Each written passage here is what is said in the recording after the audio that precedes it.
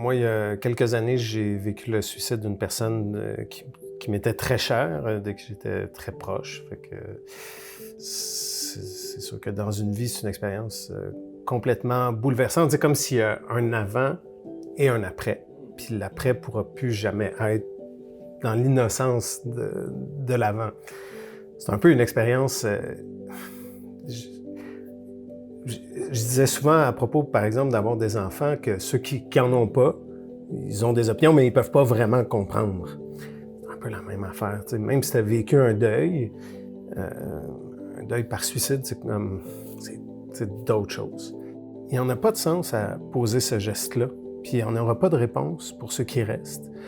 Et donc, pour moi, de m'impliquer avec Suicide Action Montréal, puis de m'impliquer dans la prévention du suicide, ben, c'est le seul sens que je peux donner à ce geste-là, d'en faire quelque chose, en fait, que ça devienne un outil, puis que si par mes interventions, si aujourd'hui par la discussion qu'on a, il y a une personne qui change d'idée, ben c'est déjà très bien, puis ça aura déjà servi à quelque chose. T'sais. Parce que tu sais que les personnes, souvent, qui se suicident, la souffrance est extrême, puis est tellement forte qu'ils ne se rendent pas compte à quel point leur départ va bouleverser la vie de ceux et de celles qui restent après eux. Qui est comme l'espèce de vision tunnel, là, oui, où ils sont plus en fait capables de réfléchir vraiment aux conséquences. Puis moi, je mets beaucoup de l'accent quand j'en parle avec des gens qui sont passés par là, je mets beaucoup l'accent là-dessus, tu sais, de dire la personne qui part, elle a peur pour mettre fin à ses problèmes, ses anxiétés, whatever. Mais tous ceux qui restent, eux, ils sont aux prises avec ça maintenant, tu sais. Puis c'est un peu comme le mythe de Sisyphe, tu sais, où tu es condamné à rouler ta roche, puis elle retombe, puis toujours, il va falloir que tu la remontes, puis même si tu vas mieux, même si le temps va tempérer les choses, ben il y en a tellement que tu vas en entendre parler. Ça va être l'oncle d'un ami qui va le faire, ça va être peut-être un ami, peut-être. Tu sais, fait que ça revient quand même. Puis là, ça te replonge un peu dans ce que tu as vécu, tu sais. Fait que c'est vraiment un fardeau à porter. Oui, il vient un moment où la personne n'est plus là. Je dois composer avec son absence. La façon dont elle nous a quittés m'a bouleversé, mais je suis encore capable de vivre et d'aimer et d'avoir des projets et de travailler et de jouer et d'être au théâtre puis de faire des séries. Et de penser aussi à cette personne-là de façon positive. Oui. Tu sais, si c'est un membre de la famille, que ce soit un parent, un enfant, mais on choisit aussi comment on en parle. Il y a les pensées, mais après ça, il y a une façon, je pense, de garder le meilleur de ces gens-là, parce que ces êtres-là n'étaient pas juste des êtres de détresse et de douleur. Tu sais. Fait qu'il ne faut pas non plus oublier toute la lumière puis toutes les joies. Puis ça peut être un danger aussi de laisser juste ce moment-là s'emparer de tout le reste. Tu sais. Mais c'est fort ce que tu dis, parce que quand tu dis que ce ne sont pas seulement des êtres de souffrance, de douleur, c'est qu'à la fin, ils étaient ça. Et ça reste une image qui est très forte. Mais le défi qu'on a quand on survit à un deuil comme ça, c'est se dire, pas de se dire, en fait, c'est de se rappeler la globalité de la personne. Quand on perd quelqu'un par suicide, la violence du geste ne devrait jamais effacer la grandeur de la personne. Mais ça demande beaucoup de travail, ça, faut prendre soin de soi. Oui. Ça, c'est pas facile. Oui. C'est pour ça qu'il ne faut pas faire ça tout seul, Alexandre. Je suis tout à fait d'accord, puis moi, qui est quelqu'un qui n'hésite pas à demander de l'aide, puis moi, j'ai eu recours à tous les services de Suicide Action.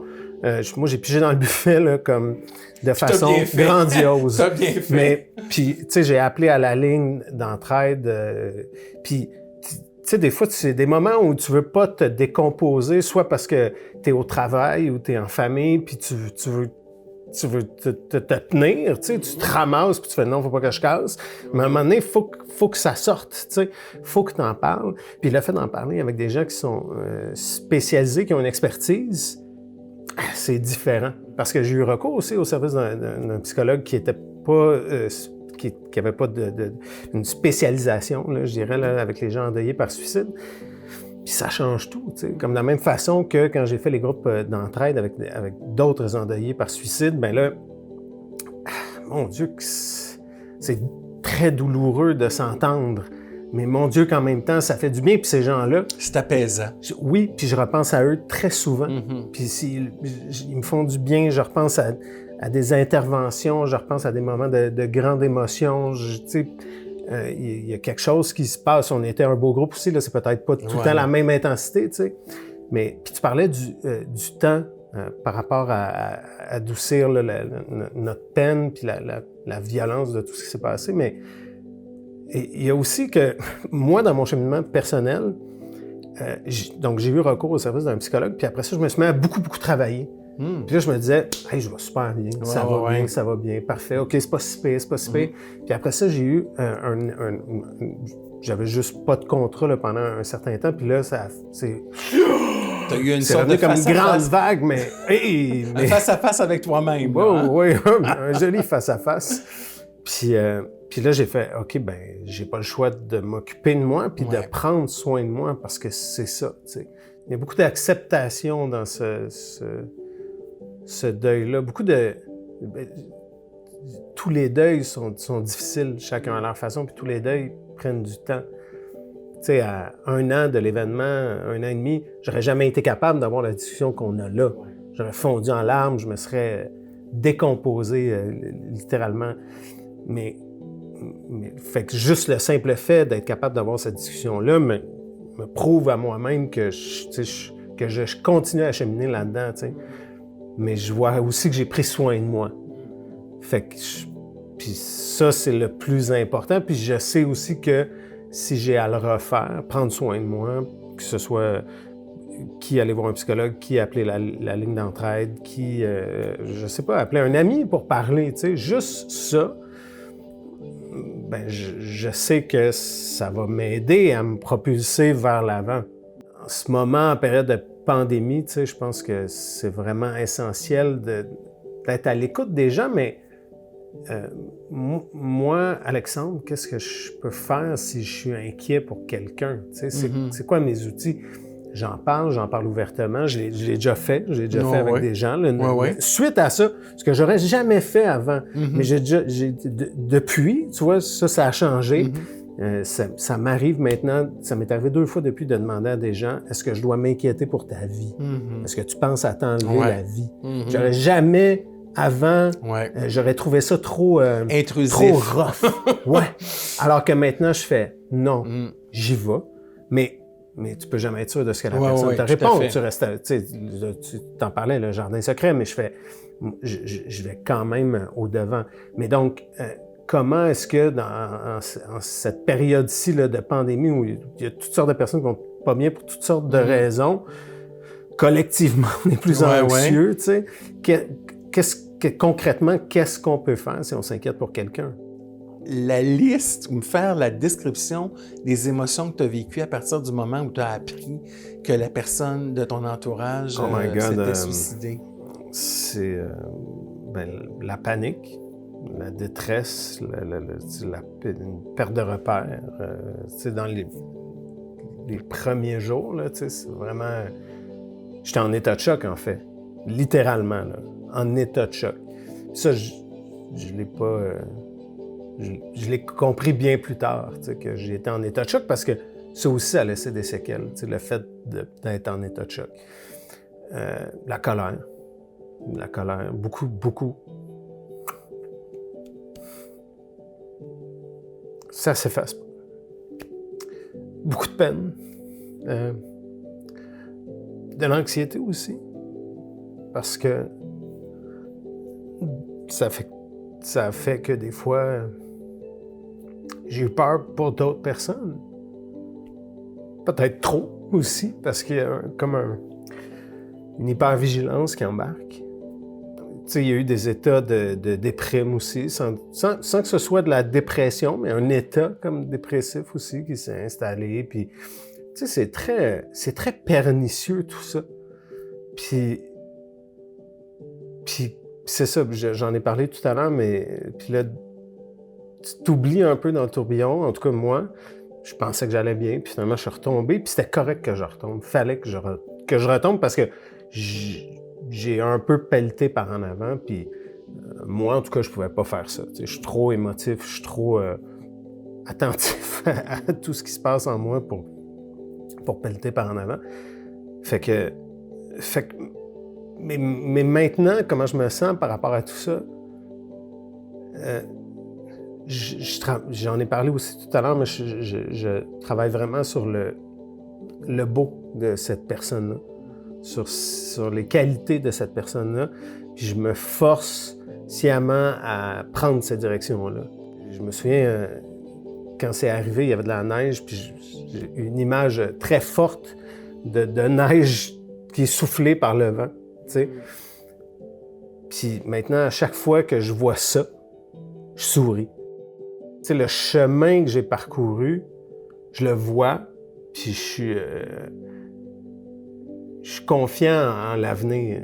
C'est une image dont je m'étais déjà servi, mais c'est comme si on est dans ce club select-là dont on ne veut pas faire partie, dont on n'a pas envie de faire partie personne, mais on est dedans.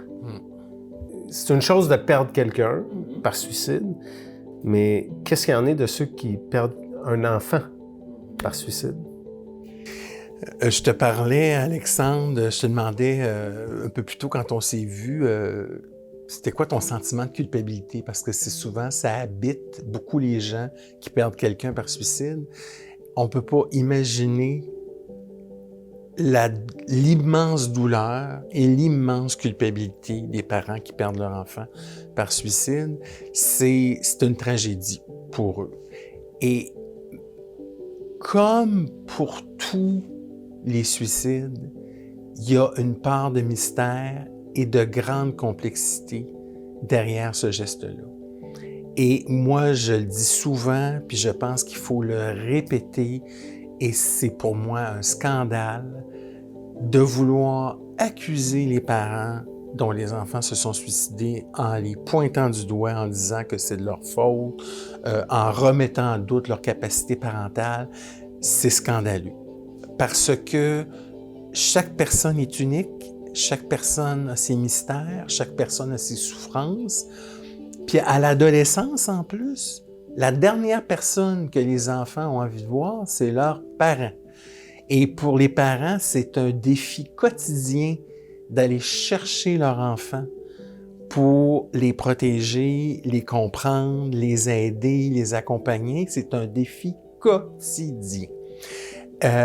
Et je pense que c'est pour ça aussi que c'est si difficile pour les parents, parce qu'ils sentent dans le dit et le non-dit que, ah ben oui, peut-être que, alors que,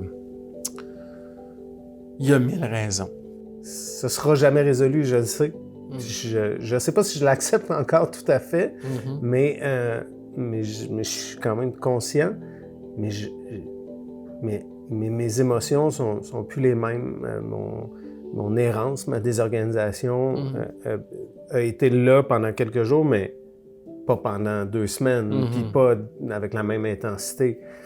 Fait que il y a ça aussi, c'est qu'il y a du recul qui s'installe avec le temps, puis je le vois que je vais mieux par rapport à ça. Fait que ça, c'est super encourageant, puis c'est beaucoup, je dois le dire, c'est beaucoup grâce à Suicide Action Montréal, puis c'est pour ça que je suis dans cette chaise-là aujourd'hui, puis c'est pour ça que je partage mon expérience. Je pense que tu inspires les gens pour 2 choses principalement. Par l'authenticité de ton témoignage et par la vérité avec laquelle tu dis « j'ai eu besoin d'aide et je suis prêt à en avoir besoin encore ». Et je pense que c'est le message le plus important parmi tous les messages que tu as lancés, c'est-à-dire que quand on souffre, il faut demander de l'aide, il ne faut pas avoir peur. Tu n'as pas eu peur de demander de l'aide, tu n'as pas eu honte de demander de l'aide. Et quand on tend la main, il va toujours avoir quelqu'un pour venir l'attraper.